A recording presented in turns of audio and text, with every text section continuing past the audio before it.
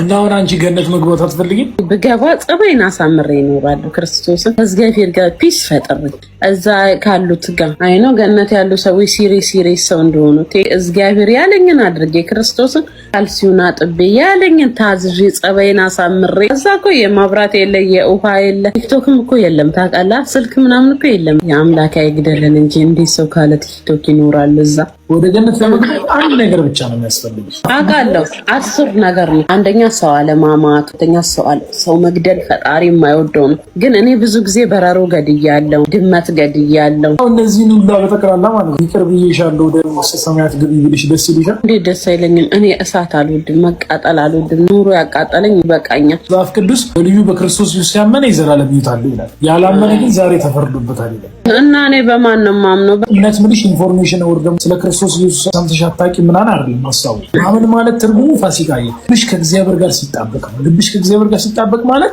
አንዲት እቺ ሃይላንድ እንኳን ማለት ነው ከፍ ብላ ዝቅ ስትል መሬት ላይ ስታስቀምጪ እግዚአብሔርን ሰምተሽ ማድረግ ትጀምራለች። መጽሐፍ ቅዱስ ላይ እግዚአብሔር ልጅ እግዚአብሔር መንፈስ ይመራል ይላል። አሁን አንቺ አቃተሽ ኃጢአት አለ አይደለ? የሚከብዱሽ ነገሮች አሉ፣ ስትራግል የምታደርጊባቸው። በክርስቶስ ኢየሱስ አምነሽ ልብሽን በእሱ ላይ ስታስደግፊ አሸነፍና ማለፍ ትችላለሽ። መጽሐፍ ቅዱስ ላይ ኃይልን በሚሰጠኝ በክርስቶስ ሁሉን ይችላሉ። ከ40 ዓመት ይሙላኝና ክርስቶስን ንስሐ ገባለሁ። ከዛም በኋላ ስልክ የተባለ ቲክቶክ አቆማለሁ። ፋሲ የመዳን ቀን ዛሬ ነው የሚለው። ዛሬ ብትሞችስ በምን እናውቃለን?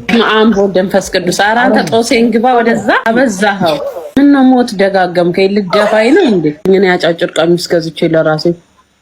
ፋሲሽ ኢየሱስን ተወጇለሽ እንዴ? እንዴት አልወደውም? የኔ ጌታ፣ የኔ መድኃኔዓለም፣ የኔ የዋህ። በቃ ለሱ ጌታ ኑሪለት ፋሲካ። ይወድሻለሁ።